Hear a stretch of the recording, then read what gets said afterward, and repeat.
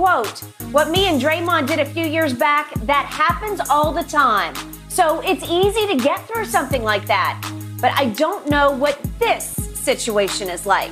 KD, I don't know. Shannon, what's your biggest takeaway from what he had to say? Thank you, KD. People want to make it seem like people in locker rooms punch each other all the time. He said, guys get in heated discussions all the time. In practice, in the game, we've seen that.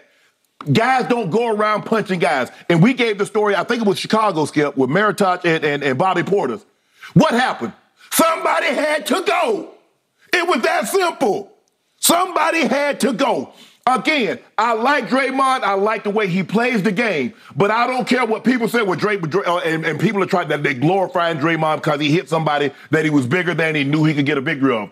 No, there's nothing Jordan Poole, unless this man talked about Draymond's wife, he said something about Draymond's kids, or he said something about Draymond's mom. Yep. That's the only reason to justify Draymond firing on this man. Other than that, every other thing you try to tell me is unacceptable. If he said, Draymond, I'm about to get $300 million and you about to be playing in the G League, you about to be playing in Israel, Taiwan, and Thailand. I don't give a damn what he said about money. Nothing he said could warrant Draymond hitting him. So can we stop that narrative? And stop saying because the tape got out. Well, if the tape didn't get out, we would, whoa, the man hit him. Who cares? Who cares that the tape got out? I believe the tape got out to make Draymond look worse than he actually was. That's what I believe personally.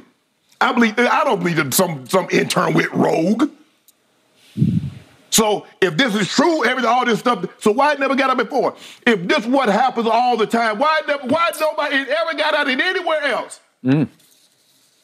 But just this one time, it got out. I believe it got out to paint Draymond a certain way. That's just here or there. I agree with KD.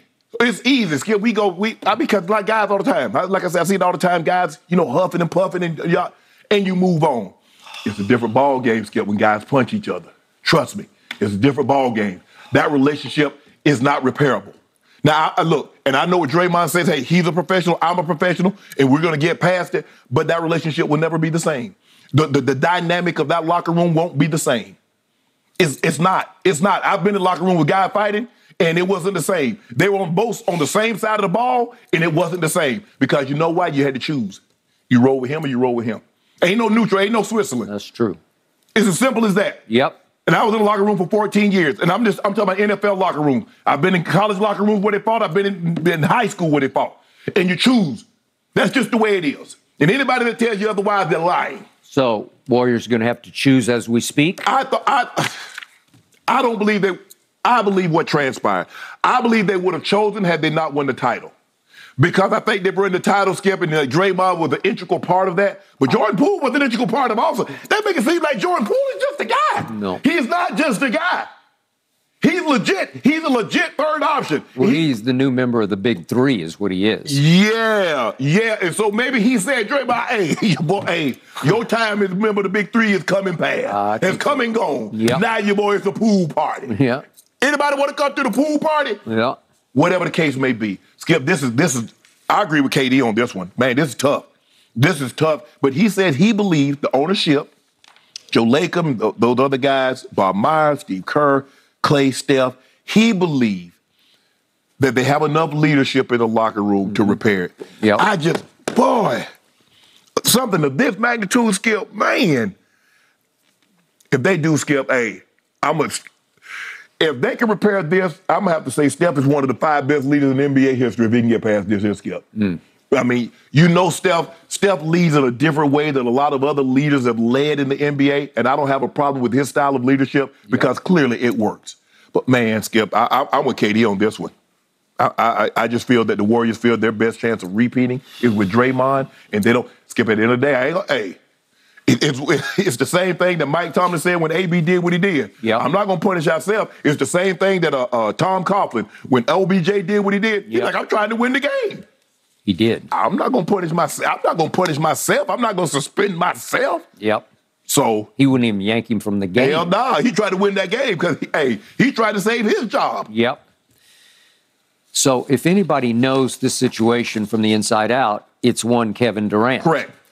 And Kevin did laud and applaud the mantra at Golden State, which he calls strength in numbers. Right. It's a collaborative effort. And he said it's not just Steph alone trying to fix this right now. Iggy's involved and everybody, Steve and Bob Myers. That's why you have a guy like Iggy or Jared Dudley or Udonis Haslem. The numbers don't say it, Skip, but the leadership that they have in the locker room. Yep.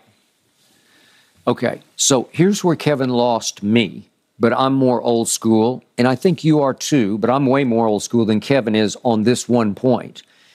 He referred back to the clash that he and Draymond had over who was going to bring the ball up the floor, which seems completely childish, you know. It does. And yet, they're sitting over on the bench at Staples. It's versus Clippers, and they get into it back and forth. And Draymond, reportedly, and nobody ever said no on this, Draymond called him, as he's wont to call a lot of people, the B word. Yeah.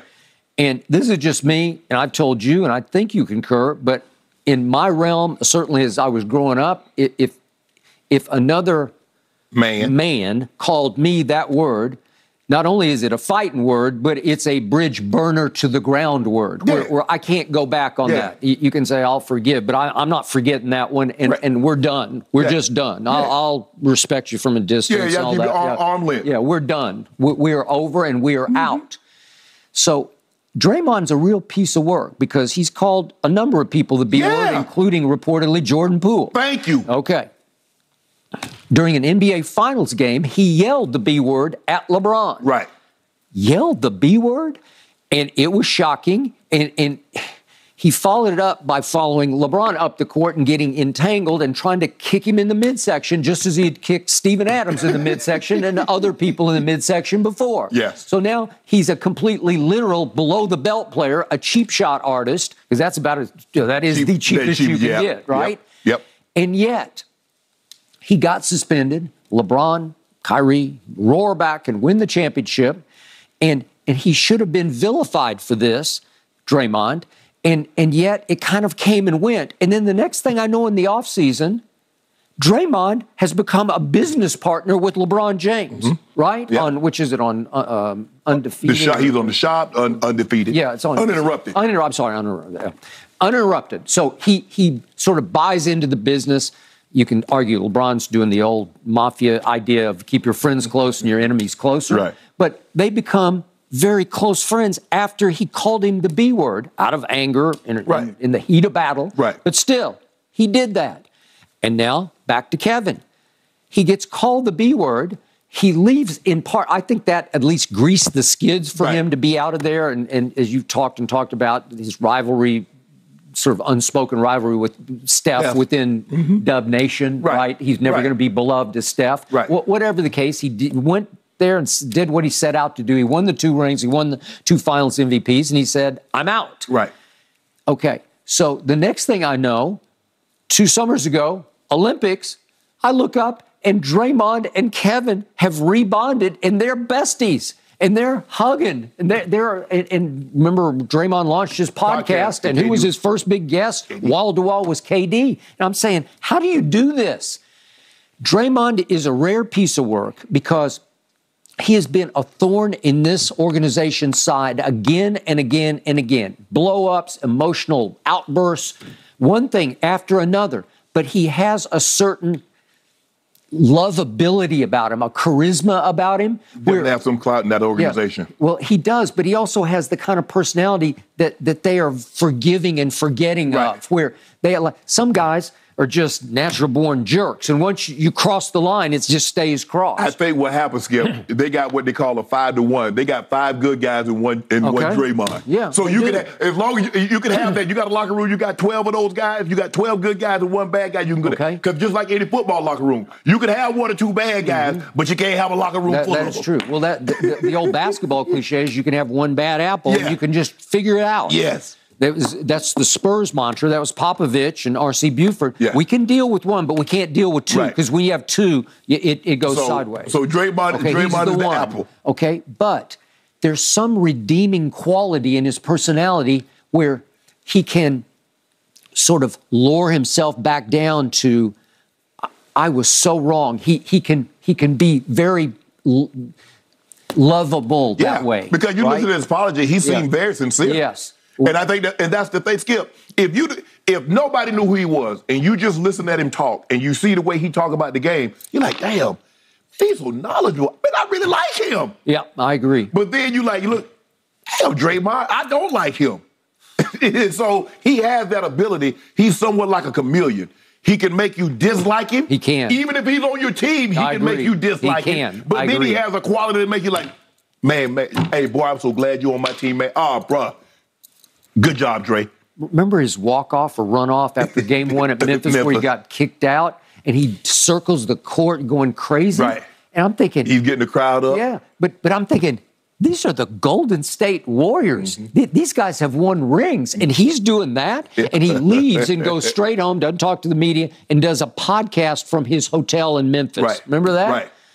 And I'm thinking, it's Tomlin-esque with AB in the locker room, right? And I'm thinking, how did they let him get away with this? Well, it's just Draymond being Draymond, and they all shrug and go on to the next day because deep down, they still love this guy. And so they think they're going to make it work. I don't think it'll work because of what you said. A line got crossed with a punch that went even beyond the B word. Yeah. And that's what Kevin is saying. Mm-hmm. Like he says, this is rare. Yeah. And Kevin wouldn't even speak to that. He just said, I have no idea how they're going to get through that part. Right.